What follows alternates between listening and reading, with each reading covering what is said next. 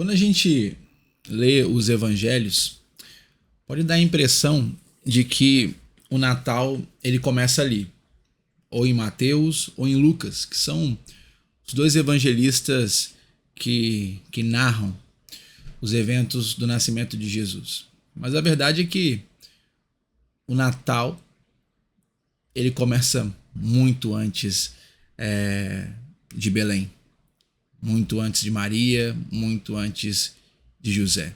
Na verdade, o Natal ele começa com as promessas que Deus faz séculos antes de Maria e de José, séculos antes. E é o que a gente vê no Antigo Testamento. Então hoje eu quero abrir a Bíblia com você e mostrar como que o Natal ele está ligado à fidelidade de Deus às suas promessas. A gente vai olhar para o Antigo Testamento. O Antigo Testamento são os 39 livros que antecedem o Evangelho de Mateus, que não são apenas registros históricos, mas são, na verdade, livros que nos enchem de expectativa em relação à manifestação do Messias. De Gênesis a Apocalipse, nós temos essa esperança no Salvador, essa esperança em Cristo, essa esperança no Messias sendo construída. Gênesis, Êxodo, Levítico, Números, Deuteronômio, enfim, Malaquias, e nós vemos o cumprimento em Mateus. Então, o que nós conseguimos ver em Mateus de forma clara, palpável, Jesus ali, o menino Jesus, na verdade é a manifestação visível de uma promessa que vinha ganhando forma desde Gênesis. E eu quero mostrar para você isso. Primeiro, vamos começar com Gênesis capítulo 3, verso 15. E eu quero ler com você Gênesis capítulo 3, verso 15. Eu vou colocar na tela aqui para você acompanhar. Essa passagem ela acontece logo após a queda da humanidade, logo após a queda de Adão e Eva. Então Deus começa a falar com Adão, com Eva e com a serpente, apresentando as consequências do que eles tinham feito. E diz assim, Gênesis 3,15, chamado de proto-evangelho, primeiro anúncio do evangelho. Porém, inimizade entre você e a mulher. Deus está falando com a serpente aqui. Apocalipse 12 mostra pra gente que essa serpente é Satanás. Se eu não me engano, em 2 Coríntios capítulo 11 também, o apóstolo Paulo apresenta essa serpente como o próprio Satanás. Porém, inimizade entre você e a mulher, entre a sua descendência e o descendente dela. Este lhe ferirá a cabeça e você lhe ferirá o calcanhar. Gênesis 3,15 é o primeiro anúncio da vinda de Jesus. Deus não foi pego de surpresa com a queda de Adão e Eva. Eu costumo falar que o diabo não conseguiu pegar Deus de surpresa quando fez Adão e Eva caírem. Foi Deus que surpreendeu o diabo quando fez Jesus ressuscitar no terceiro dia. Ou, como se diz, antes de Deus dizer haja luz, Deus disse haja cruz. Deus nunca é pego de surpresa, afinal de contas, ele é eterno. Mas aqui em Gênesis 3,15, nós temos a primeira promessa messiânica. Nós temos o primeiro anúncio da redenção anunciada. Então, antes do homem perder o paraíso, nós já temos Deus prometendo um Salvador. O mesmo Deus que desce para criar é o mesmo Deus que desce para salvar na pessoa de na pessoa de Jesus Cristo. Gênesis 3,15 é, na verdade, a síntese de toda a história da humanidade. Porque o que nós vemos em Gênesis 3,15, nós enxergamos a manifestação na cruz mas também lá em Apocalipse capítulo 20, quando de fato todo o poder do maligno é aniquilado por toda a eternidade. Então, tudo que a gente vai ver na Bíblia é como se a gente pegasse Gênesis 3,15 e começasse a esticar para olhar com mais precisão cada um dos detalhes. Então, o Natal ele não começa no Evangelho de Mateus, nem no Evangelho de Lucas, ele não começa em Belém. Ele começa a ser construído aqui em Gênesis capítulo 3, verso 15. Mas tem outros textos também. Outros textos que apontam para o nascimento de Jesus de forma miraculosa. E esse texto a gente encontra em Isaías capítulo 7, verso 14. Isaías 7, verso 14, que fala assim: portanto, essa é a palavra do profeta Isaías para o rei de Judá chamado Acaz. Era um rei que era da linhagem de Davi. E ele diz assim: portanto, o Senhor mesmo lhes dará um sinal. Eis que a virgem conceberá e dará à luz um filho e lhe chamará Emanuel. Deixa eu explicar para você um pouco do contexto do que estava acontecendo aqui, para você entender a grandeza desse texto.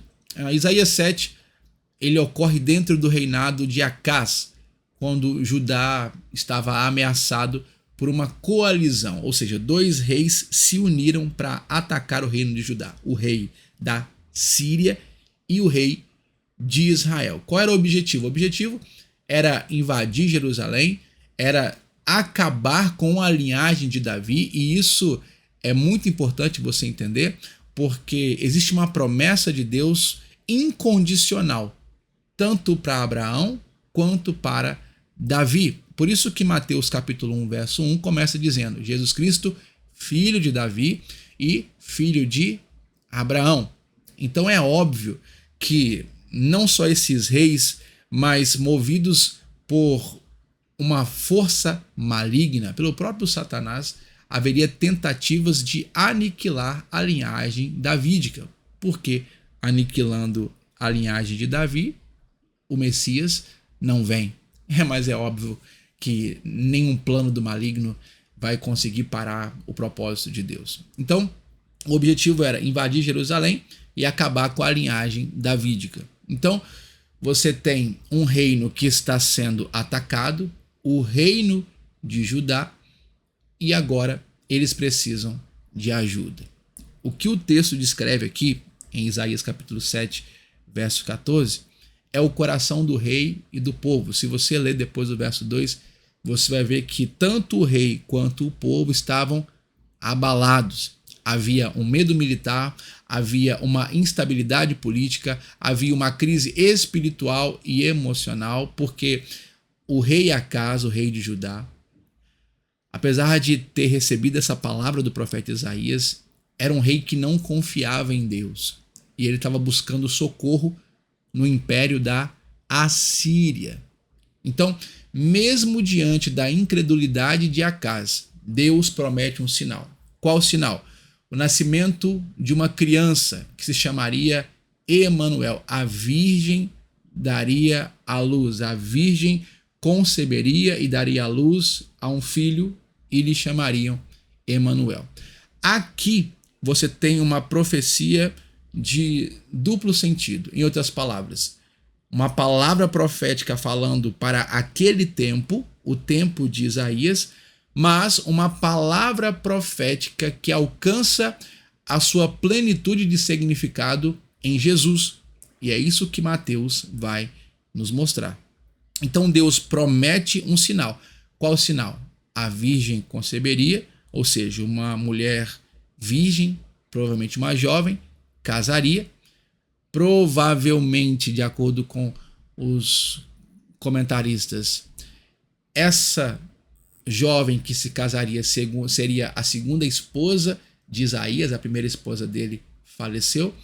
A segunda esposa de Isaías, ele se casaria com essa jovem e ela conceberia e daria à luz um filho. E o nome desse filho, um filho de Isaías, seria Emanuel. E qual é o propósito disso tudo? O propósito era Deus dizendo o seguinte: antes que esse menino cresça, os seus inimigos serão derrotados. Por isso que o nome dele vai ser Emanuel, para que você se lembre que eu estou no meio do meu povo. Assim Deus vai preservar Judá e a casa de Davi naquele momento histórico. Só que Mateus, ele vê em Isaías 7,14 o cumprimento pleno em Jesus. Porque lá em Mateus capítulo 1, verso 22, vou pegar aqui para você me acompanhar. Mateus capítulo 1, verso 22, são palavras do anjo para José. E ele diz assim: ora, tudo isso aconteceu para se cumprir o que foi dito pelo Senhor por meio do profeta. Eis que a virgem conceberá e dará à luz um filho, e ele será chamado pelo nome de Emanuel, que significa Deus conosco. Então, Mateus vê em Isaías 7,14 um cumprimento pleno em Jesus. Então, o sinal que antes apontava para a presença de Deus com o reino de Judá encontra a sua realização completa e definitiva na encarnação do Cristo, Deus conosco. Ou seja, o que foi um livramento eterno lá para aquele tempo de Isaías se cumpre plenamente em Jesus como uma salvação eterna. Então, o que era um livramento não eterno, temporário, lá no tempo de Isaías, se manifesta plenamente como uma salvação eterna. Então, Isaías 7,14, ele nasce em meio a um contexto de medo, e Mateus 1 revela o cumprimento pleno da esperança. Em outras palavras, em Cristo, o Emanuel não é apenas um sinal, é Deus presente entre nós. Isso é incrível. O Natal, então, é o momento em que Emanuel deixa de ser uma promessa e se torna uma presença. Então você já tem aí Gênesis 3,15, você tem Isaías 7,14, essa promessa do nascimento miraculoso de Jesus, primeiro cumprindo ali no tempo de Isaías, uma jovem dando à luz a um filho e o chamando de Emanuel, e se cumprindo plenamente em Cristo, em Mateus capítulo 1. Cristo é o cumprimento perfeito e completo de todas as profecias do Antigo Testamento. Além dessas duas palavras a respeito do nascimento de Cristo, nós temos também, por exemplo, Miqueias capítulo 5, verso 2, que diz assim, Miqueias capítulo 5, verso 2. E você, Belém Efrata, que é pequena demais para figurar como grupo de milhares de Judá, de você me sairá aquele que há de reinar em Israel, cujas origens são desde os tempos antigos, desde os dias da eternidade. Essa é uma outra profecia a respeito do nascimento de Jesus. A profecia de Isaías é de 700 anos antes do nascimento de Jesus. Essa profecia de Miqueias é uma profecia de 500 anos antes do nascimento de Jesus. A cidade de Belém era uma cidade rural, uma cidade pequena que ficava a poucos quilômetros de Jerusalém. Era uma cidade, como é que eu posso dizer? Era uma cidade relevante. Era uma cidade pequena que não tinha relevância nenhuma, por exemplo, como Jerusalém. O próprio texto que a gente leu mostra isso. Belém, você é pequena demais para figurar entre os clãs de Judá. Então você vê Deus escolhendo o que é desprezado para revelar a sua glória. Só que, apesar de ser pequena, Belém carrega um peso teológico e histórico muito grande. Por quê? Porque é a cidade de Davi. E a profecia aponta para quê? Aponta para a continuidade da promessa davídica, ou seja, o governante prometido vem da mesma raiz do rei segundo o coração de Deus, que é Davi. Miqueias, ele não está falando de um governante qualquer. Se você percebeu, no final do versículo ele fala de que esse governante vai ser um governante cujas origens são desde a eternidade. Então, o texto une a humanidade de Jesus, nascido em Belém, e a transcendência de Jesus, ou seja, origem eterna, apontando claramente para o Messias. O Cristo é antes de Maria, é antes de José. Quando você vai para o Novo Testamento, em Mateus capítulo 2, versos 5 e 6, você vai ver que quando os magos perguntam onde o Messias nasceria, os escribas que estavam ali a serviço de Herodes vão dizer que nasceria em Belém. E eles citam Miqueias capítulo 5, verso 2. Então, no texto de Mateus, nós temos a demonstração que o local do nascimento de Jesus não foi acidental. Na verdade, foi uma profecia geograficamente precisa. Em outras palavras, Jesus nasce exatamente onde a Escritura havia determinado. Em Mateus capítulo 2, Belém deixa de ser apenas uma cidade pequena e se torna o centro do plano redentor de Deus. Preste bem atenção nisso daqui. O Messias, o Cristo, ele nasce onde ninguém esperava, mas exatamente onde Deus prometeu. Belém é pequena aos olhos dos homens, mas é grande no propósito eterno de Deus. Quando Deus promete, até o lugar faz parte do plano. Olha como Deus vem construindo o Natal desde o Antigo Testamento.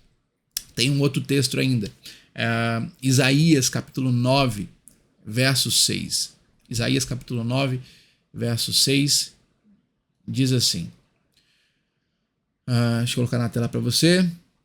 Porque um menino nos nasceu, um filho se nos deu, o governo está sobre os seus ombros, o seu nome será chamado Maravilhoso Conselheiro, Deus Forte, Pai da Eternidade, Príncipe da Paz. Olha só isso.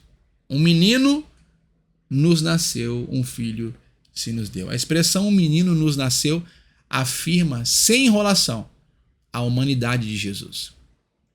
Ele é plenamente humano, verdadeiramente humano. Jesus, quando se manifesta em carne, ele não deixa de ser Deus, mas assume para si também a natureza humana. Então ele nasce como qualquer ser humano. Ele entra na história, no tempo, na carne. Como nós nascemos, Jesus também nasceu. Ele não é só uma aparência, ele não é uma ilusão, ele não é um holograma. Não, ele é encarnação real. O Messias, ele não veio como uma ideia, ele veio como uma pessoa. Só que não para aí. Um menino nos nasceu, um filho se nos deu. E diz mais, o seu nome será chamado Maravilhoso Conselheiro, Deus Forte, Pai da Eternidade e Príncipe da Paz.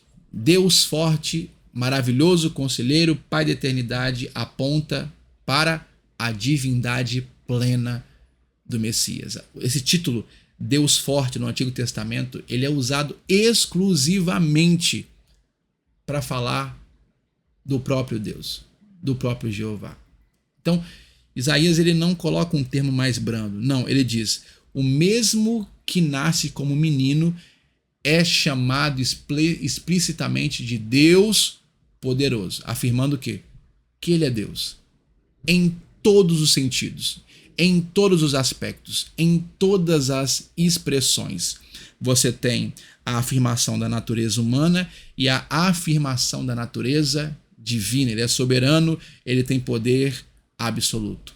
Ele é o príncipe da paz, em outras palavras, não está falando apenas de uma ausência de guerra, mas está falando que ele é o príncipe da Shalom, da reconciliação, da restauração, da restauração da ordem divina.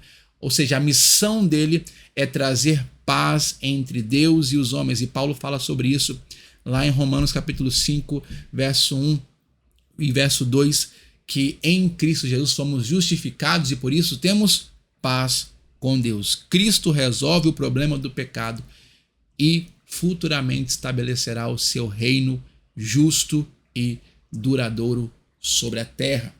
Nós não estamos falando de uma paz política, estamos falando de uma paz redentora.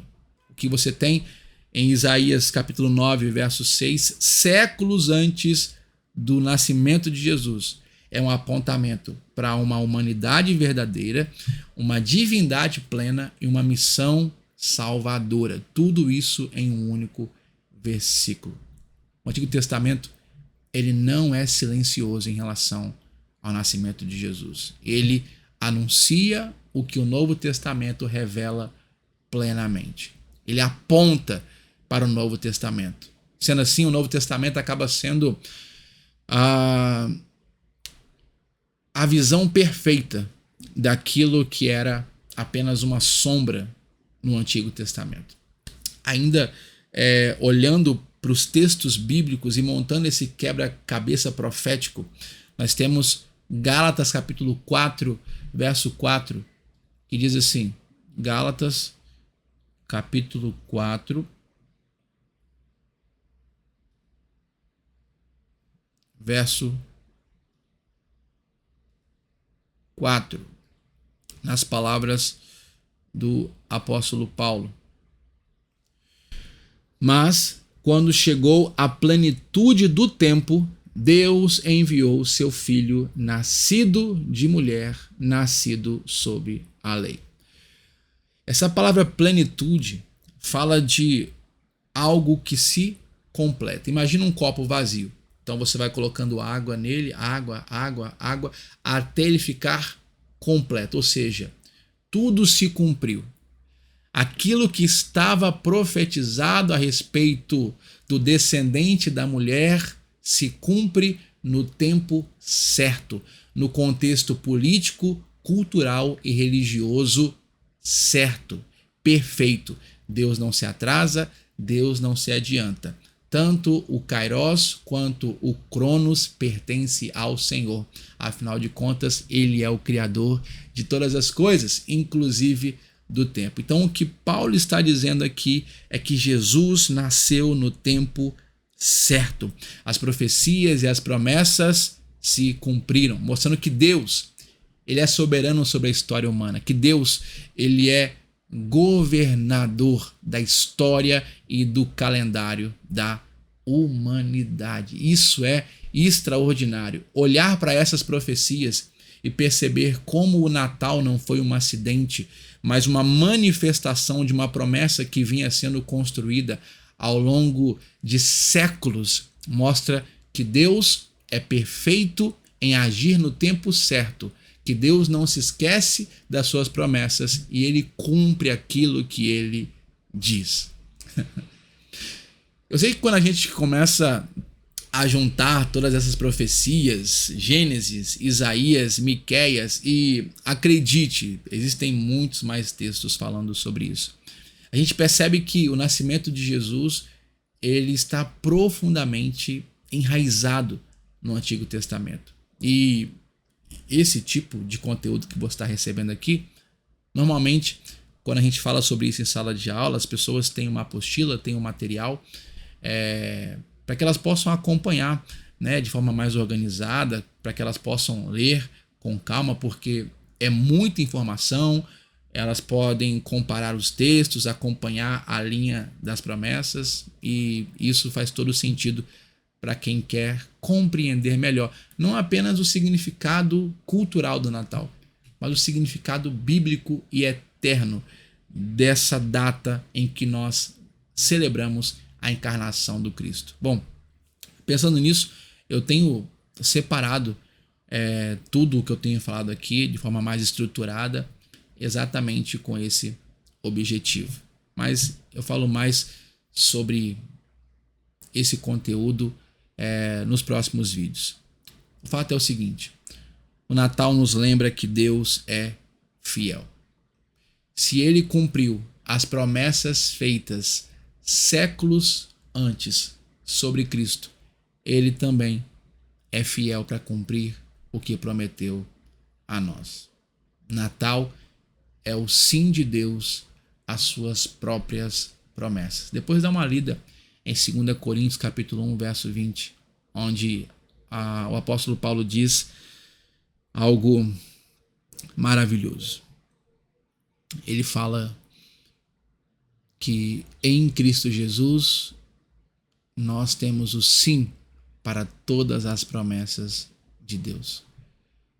O nascimento de Jesus é a maior prova que existe de que Deus cumpre todas as suas promessas e que ele sempre faz mais do que pedimos ou pensamos. Bom, no próximo vídeo a gente vai olhar para um detalhe que muita gente ignora. Qual detalhe? Os presentes oferecidos a Jesus. E você vai perceber que mesmo ali o evangelho já estava sendo anunciado. Vejo você então no próximo vídeo dessa série sobre Natal. Fique na paz do Senhor, que Deus te abençoe.